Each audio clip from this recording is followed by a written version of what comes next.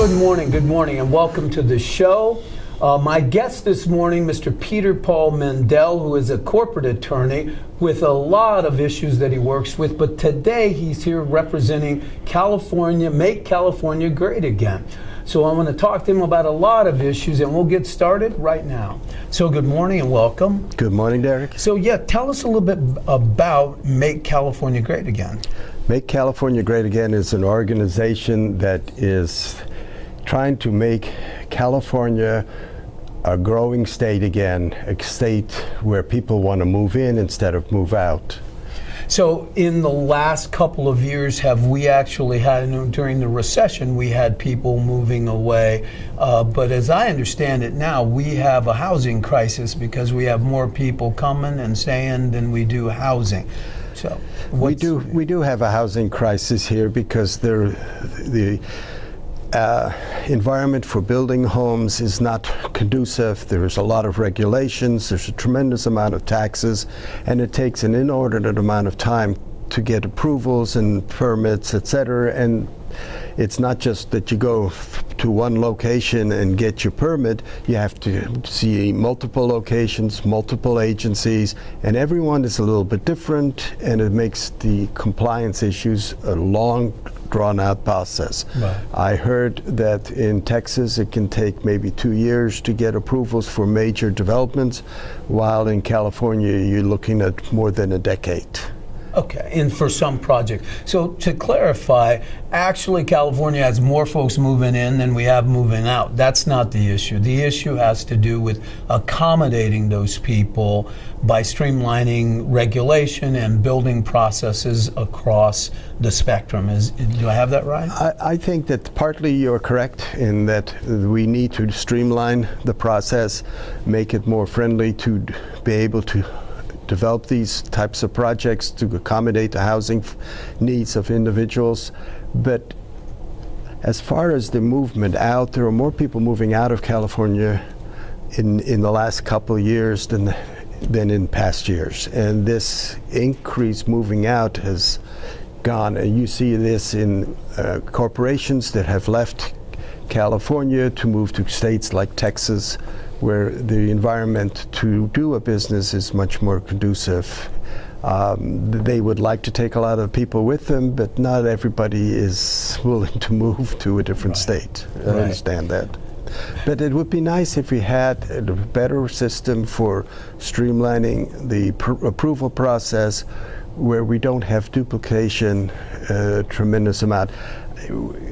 One of the things that I find interesting is that government asks for certain documents to be provided. My question is, how many of those documents are read by the government people? And though a lot of times they keep those just to have it in their file that, yes, we got this information, yes, we got this information, but actually reading it and understanding it, I have my doubts about that.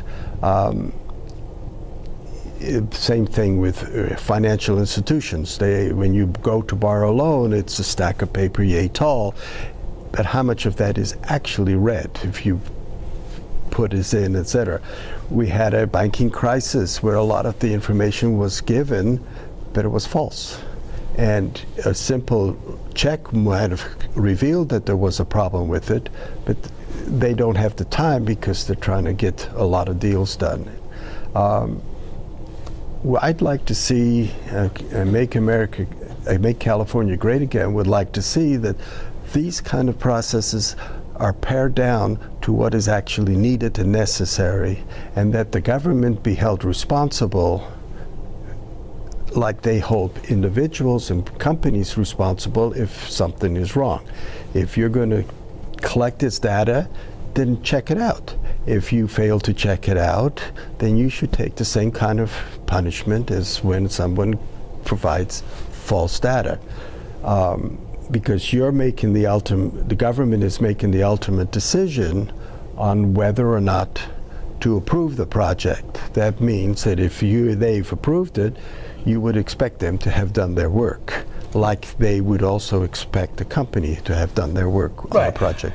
I see what you're saying. Won't a lot of the reduction of paperwork and duplication be handled as we improve technologically, and we're using these and able to cross-reference documents from on computers and in standard databases? Will that eliminate some of the issues? I would like to say yes, it would, but what we found out is that as you increase the technology, it becomes easier to collect more data, but the collection of more data doesn't really do much. I've seen it in corporations. When they fill out the form electronically, it takes a lot longer because there's more information requested, because it's easy to request the information, put it in your system, and have it sit there. In the older days, and I go back quite a ways, everything was done by hand. And so when you asked for information, you wanted to make sure that the information was correct, but you didn't ask for a lot of what is, in my view, redundant information. Right. If I apply for a building permit and I go to the planning department, I submit their paperwork, I then go to the department that talks about parking and traffic, I got to resupply all that information. Why doesn't this side of government talk to that side of government? That's a great question, and we'll have to leave it there. How do folks get in touch and learn more about Make California Great Again? Make California Great Again has a website, and if the easiest thing is to give me a call and I'll do the introduction. And what's your phone number? Number is 1-714-915-3884. Well, thank you. It's great to have you on the program. Appreciate it. So, Peter Paul Mendel, looking at the issues that impact California today, we were discussing how building regulations and immigration in and out of the state could be improved by better processes and maybe a central location.